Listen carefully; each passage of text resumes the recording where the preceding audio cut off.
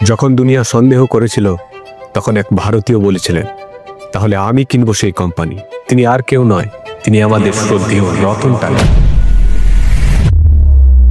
1937 সালে মুম্বাইয়ে জন্ম নেয় শ্রদ্ধেয় রতন টাটা। ছেলেবেলা থেকে শিখেছিলেন জীবনের আসল মানে হলো মানুষকে সাহায্য করা। তিনি কখনোই বিলাসী জীবন চাননি, বরং চেয়েছিলেন ভারতের সাধারণ মানুষের জীবন বদলাতে। তিনি কর্মজীবন শুরু করেছিলেন টাটা স্টিলে। অফিসের এয়ার কন্ডিশন ঘরে নয়, বরং কারখানার গরমে শ্রমিকদের সাথে কাঁধে কাঁধে মিলিয়ে 1990 সালে টাটা গ্রুপের দায়িত্ব নেন তিনি। আর তার নেতৃত্বে জন্ম নেয় এক নতুন যুগ। টাটা মোটরস, টিসিএস, টাটা টি, টাটা সল্ট, আরও অনেক বড় বড় না। প্রত্যেকটা এখন ভারতের গর্ব। এই জার্নি কোনোদিনও সহজ ছিল না। এমন এক সময় টাটা গ্রুপের তিনি দায়িত্ব নেন যখন চলছে গ্রুপের ভিতরে বিভাজন, বাইরের প্রতিযোগিতা তীব্র। কিন্তু রতন টাটা প্রমাণ করে দিয়েছিলেন নেত্রী মানে শুধু নির্দেশ দেওয়া নয়, নেত্রী মানে দায়িত্ব নেওয়া। তার স্বপ্ন ছিল ভারতীয়দের নিজের তৈরি গাড়িতে চড়তে দেখা।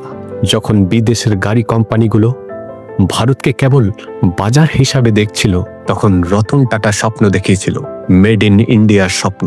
তখনকার ইন্ডিয়ান মিডল ক্লাসদের স্বপ্ন টাটা ন্যানো। 2008 সাল, যে দেশ একসময় ভারতকে শাসন করেছিল, সেই ব্রিটেনের জ্যাগুয়ার ও ল্যান্ড রোভার কোম্পানি কিনে নিয়েছিলেন একজন শান্ত বিনয়ী ভারতীয়। এটা শুধু ব্যবসার সাফল্য নয়, এটা ছিল ভারতীয়র গর্বের জয়। কিন্তু শ্রদ্ধেয় রতন টাটাকে মহান করেছে তার ব্যবসা নয়, তার মানবতা। তিনি নিজের 66% সম্পদ দান করেছেন সমাজের উন্নয়নের জন্য। হাসপাতাল, শিক্ষা, পানীয় জল।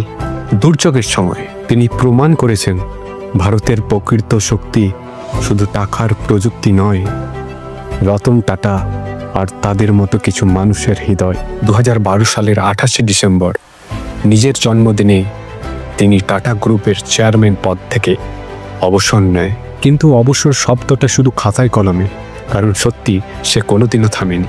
আজও তিনি প্রতিটা নতুন প্রজন্মকে শেখায় ভালো মানুষও বাকি সাফল্য নিজেই আসবে। শ্রদ্ধেয় রতন টাটা মুম্বাইয়ের ব্রিচ ক্যান্ডি হাসপাতালে 9 অক্টোবর 2024 রাত প্রায় 11:30 প্রয়াত হন।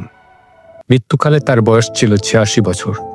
তার শেষকৃত্য এবং রাষ্ট্রীয় সম্মান সহ বিদায় অনুষ্ঠান 10 অক্টোবর 2024 অনুষ্ঠিত হয়। এইভাবেই তিনি তার জীবন কাহিনী আমাদের মধ্যে ছেড়ে গেলেন।